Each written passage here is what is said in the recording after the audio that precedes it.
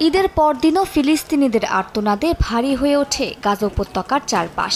গাজা শহরের সাবরা এলাকার ভবনের নিচতলা থেকে উপর পর্যন্ত আগুন জ্বলতে দেখা যায়। শিশু আর বৃদ্ধদের কান্নার শব্দ ছাপিয়ে শোনা যায় উদ্ধারকর্মীদের আর্তচিৎকার। অঞ্চলটিতে দুটি ক্ষেপণাস্ত্র ছোড়া হয়। অনেক ভবন একেবারে ধ্বংস হয়ে গেছে। ভবনগুলোতে বেসামরিক নাগরিকরা ছিলেন।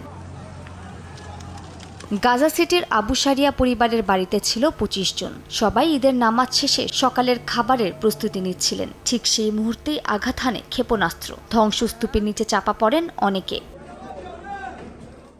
ইসরায়েলের এমন আগ্রাসনের পরেও যুক্তরাষ্ট্র ইসরায়েলকে সমর্থন করে যাওয়ায় মার্কিন প্রেসিডেন্ট ডোনাল্ড ট্রাম্প ও মার্কিন ধনকুবের ইলন মাস্ককে সরাসরি হত্যার হুমকি দিয়েছে আল কায়দা। আল কায়দার ইয়েমেন শাখার নেতা সাদ বিন আতেফ আল আউলাকে এক ভিডিও বার্তায় এ হুমকি দেন। প্রায় আধা ঘন্টার এ বার্তায় ট্রাম্প ও মাস্কের ছবি, টেসলা সহ মাস্কের বিভিন্ন প্রতিষ্ঠানের লোগো এবং মার্কিন ভাইস প্রেসিডেন্ট জেডি ভ্যান্স, পররাষ্ট্রমন্ত্রী মার্কো রুবিও ও প্রতিরক্ষামন্ত্রী পিট হেগসেথের ছবিও দেখানো হয়।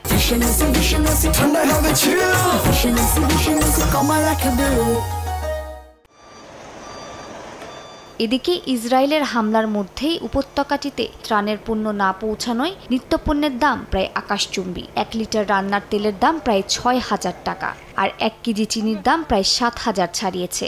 ১ কেজি গুঁড়ো দুধ কিনতে গাজাবাসীকে ব্যয় করতে হচ্ছে ১২২৪ টাকা। ময়দা বিক্রি হচ্ছে ২,১০০ টাকা কেজিতে। ১ কেজি লবণের দাম ৭০০ টাকা। প্রতি কেজি আলু ২,৮০০ টাকা এবং টমেটো ১,৫৭৪ টাকা।